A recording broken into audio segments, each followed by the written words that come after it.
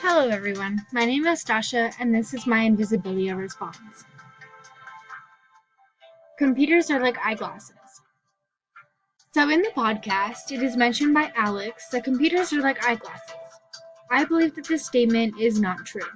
Computers are more abstract and intelligent. They can do so much more than eyeglasses, such as programming. You cannot program your glasses to download movies, music, or any other app. Another big difference, glasses are needed among people to do little tasks, such as cooking a meal. You might need glasses to see what you're doing, but you do not need a computer. In fact, having a computer there while cooking might cause some issues. Glasses are made differently for every person who needs them because their eyesights are all built differently. However, all computers are made the exact same way. There's no real difference between computers and other tools humans have built. In the podcast, Alex states that the argument is linking computers and humans to being okay and fine, because there's no real difference between computers and other tools humans have made. I disagree with this, because a computer can completely change a person's life. If we rely on our computers too much, we can forget things very easily. We will also stop talking to people face to face, cutting out all social interaction. And it can make us work differently by changing how we think and approach certain problems and/or tasks. This distinguishes between the tools made because previous tools are less complex and some of them, such as cars and gardening tools, are used with little to no impact on our everyday life. We drive our cars all over the place and use gardening tools to help improve our yards, and even after using these tools, we can still work the same way after as we did before, even over time. There's nothing to be afraid of.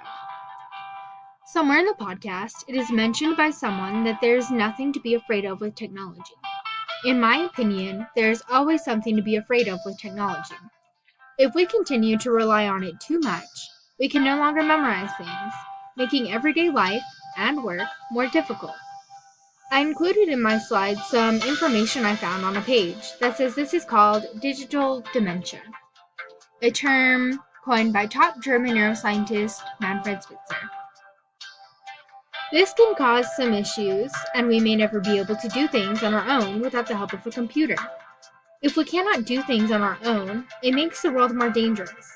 We will eventually rely so much on our computers that we may actually become like a robot, not truly knowing what's right and what's wrong.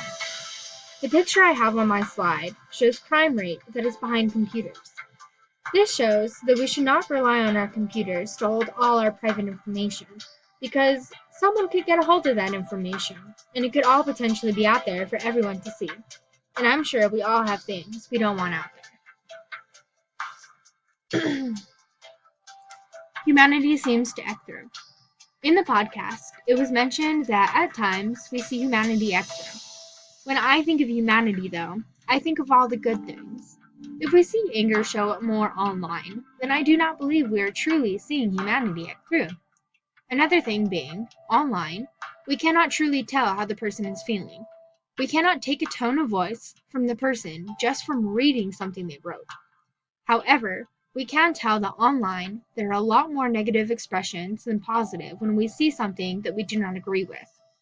For example, I have seen tons of Facebook videos of children doing something that I find absolutely adorable. But when I go through the comments, I find so many negative, rude comments from almost everyone there.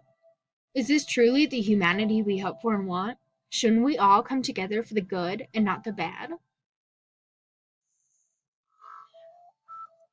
We are more likely to share things that are angering. This statement was made in the podcast by Martin. I will admit, I see a lot of angry, negative posts. However, I also see a lot of positive, inspirational posts. I can hop onto any social media and find anything on there. I have friends that share inspirational quotes almost every day. But I also have friends retweet and/or share happy moments from other friends or family. Then I'm positive everyone, at some point, including myself, has shared a post about a lost dog or GoFundMe account. Even if we do not know who they were, we shared the news in hopes that we were helping these people. So yes, We do see angry posts, especially in comment sections on posts and videos. But we must remember all the good posts that we see and share as well, because there are a lot of those out there. The pictures I used show an inspirational one with Jessie J that has 3,954 retweets. And as we all know, one of Donald Trump's angry posts that has only 1,806 retweets. Venting makes you more likely to become aggressive. What are therapists for then? Having my own personal issues every once in a while, I completely disagree with this statement. Venting can help you relax. It all just depends on who you're venting to. If they don't listen, then yeah, I can understand how that can make you more angry. But if you vent to the right person, then it really can help. It is a good sense of release. And this helps clear the mind of all negative thoughts, and after those thoughts have passed, then we can start to focus on the more positive things, and that can relieve a person's stress, leading to a more stress-free life. The image I included has a list of causes of aggression, being unfulfilled human needs and desires, neurosis, desperation, envy, greed, collectivism, situational factors, and cultural factors.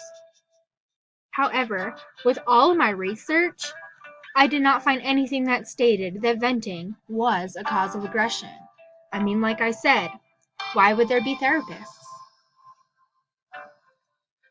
Thank you all for listening to my presentation, and I hope that you all learned something or hopefully kind of understand my side a little bit more on where I'm coming from. Thank you.